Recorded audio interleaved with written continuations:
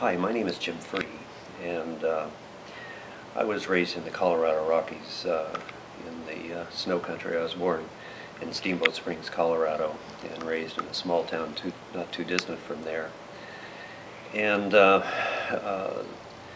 when I graduated from high school in 1961, I decided that at that time we had a draft, and I decided that I wanted to go ahead and do my service at that point in time.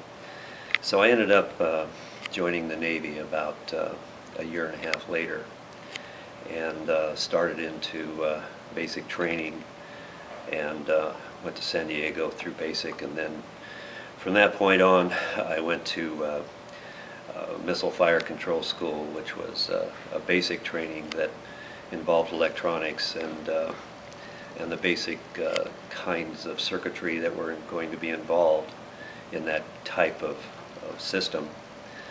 And then I went on to an advanced missile guidance school for the what that time was the Tartar Surface-to-Air Missile.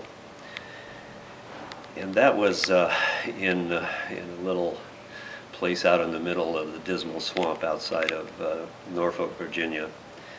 I spent about 6 months going through this missile guidance school, graduated from that, and then I was assigned to the USS Goldsboro, which at that time was just being built in Seattle, in Bremerton. And so we spent about the first 6 months helping the engineers install the gear and run tests on it and so on and so forth, and then we got underway for our first time. I'll never forget, it was January 3rd, 1964, and we went out north and west out of Seattle into something called the Straits of Juan de Fuca. Very, very rough. First time I'd been at sea in any kind of vessel, and it was quite a journey. I think practically everyone on the ship, including all of the chiefs and long-time people in the service, ended up getting seasick. So that was the beginning of that journey, and we ended up being stationed in Pearl Harbor, Hawaii, where we actually became the flagship of what they called the Pineapple Fleet. The flagship being the command ship of that fleet, and I served out my tour on that ship. So that's pretty much what happened there. I went on to, the ship went on to serve several missions off the coast of Vietnam. It was in 1964, August of 1964, that the Gulf of Tonkin incident happened. And that was the official start of the Vietnam conflict. And from that point on, the Goldsboro served several missions off of the coast of Vietnam. And then I was later discharged and started, ended up in, was discharged in San Francisco, and then ended up starting school. Went on through school with the help of the GI Bill, by the way. Very, very helpful at that point in time. I think I was getting $130 a month, and that meant a big deal. That meant a lot. And went on through San Jose State, ended up going through pre-engineering, and then graduated. Went through pre-engineering, and then my last 2 years I changed my focus from engineering to business, with a Bachelor of Science degree in business and a concentration in real estate. And from that point on, I continued on with my real estate career right here in Silicon Valley. You know, it's to honor those men and women that have gone before us, that have given their lives, in essence, to protect the freedoms that we have today. Each and every person that takes the oath to join the United States military, part of that oath is that they will protect and defend the Constitution of the United States. That is their primary mission, and all of the freedoms that are included in that document. And you know, as you've heard it said many times before, the freedom is not free. And through all of these conflicts, from the War of Independence, clear on through World War I, World War II, more recent conflicts, the Korean War, Vietnam War, right up until the current conflicts in Afghanistan and Iraq. There have been far more than 1 million men and women that have lost their lives in preserving the freedom and defending that Constitution.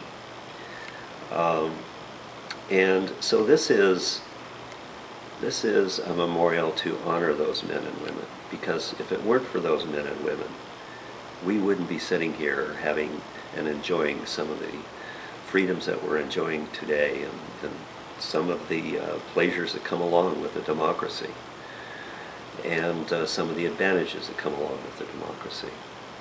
So it really, where we are today, really to a large extent, is on the shoulders of these men and women that have given their lives.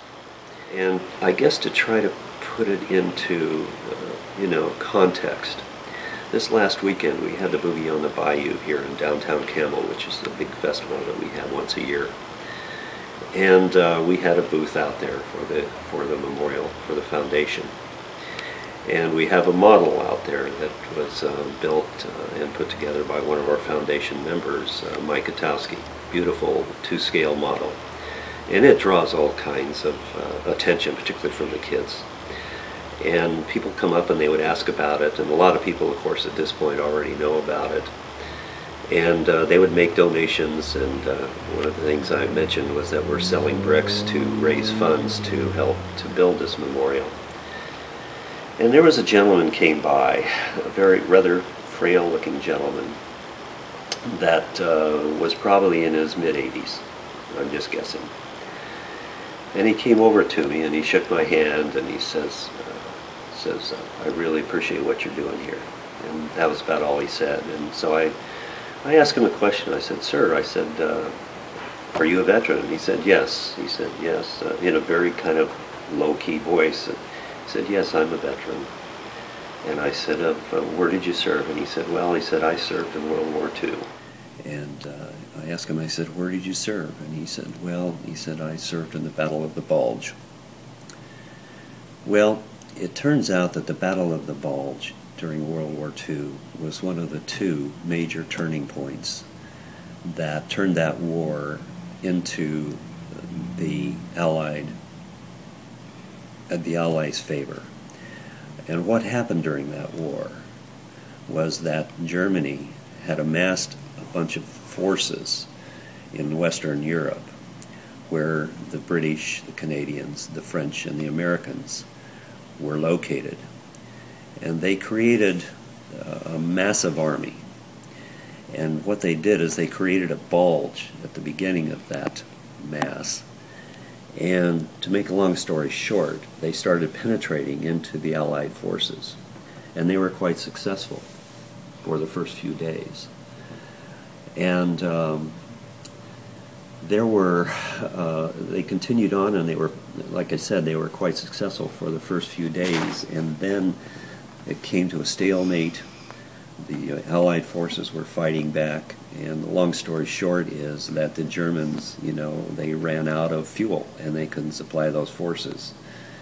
And so we started pushing back, and the reason they call that the Battle of the Bulge is because of the bulge that the German forces had created at the beginning of this conflict. It turned out that with the Allied forces, there were probably 600,000 men and women involved in that defense.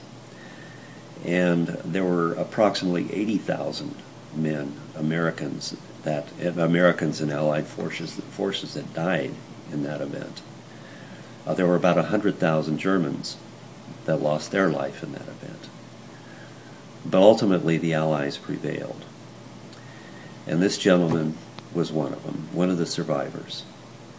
And he started talking a little bit about it, and most of the time veterans don't like to talk about their service. It's just kind of the way it is. It brings back memories that they don't want to have to face again. But this gentleman started talking a little bit about it, and I could see that his eyes were welling up a little bit with water. And he says, yeah, he says, I was in the Battle of the Bulge, and he said, I just feel very lucky that I was able to come out alive, but I lost a lot of friends. And, I shook his hand, and then somebody else asked me a question, and I thanked him for his service. And somebody asked me a question at that point, and he ended up turning and walking away.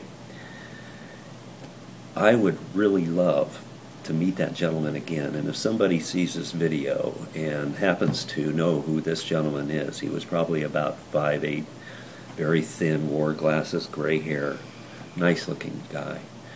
I would like to find out who that is, because what we would like to do is we would like to buy a brick in his honor and put it into our memorial. So that's just one incident. That's just one person. That's just one story of millions. And it's not only the veterans many of whom have given their all, but it's their families. Their families have also gone through, a tremendous upset through all of this. And many, many hundreds and thousands more have been hurt, some to the extent that, some of the men and women coming back from Afghanistan and Iraq now have traumatic brain injury, and God bless them, they're doing all they can, and some of them are getting by as best they can, and yet some of them are probably going to be wheelchair bound for the rest of their life. And I've actually met some of those guys, and it just breaks my heart. But at the same time, they did what they were asked to do. And so to me, that's in part what this memorial is about. That's in part what I'm here for, because I think it's so important that we honor these men and women that not only have given their all, but those that are currently serving and those that have incurred some pretty traumatic injury and disability.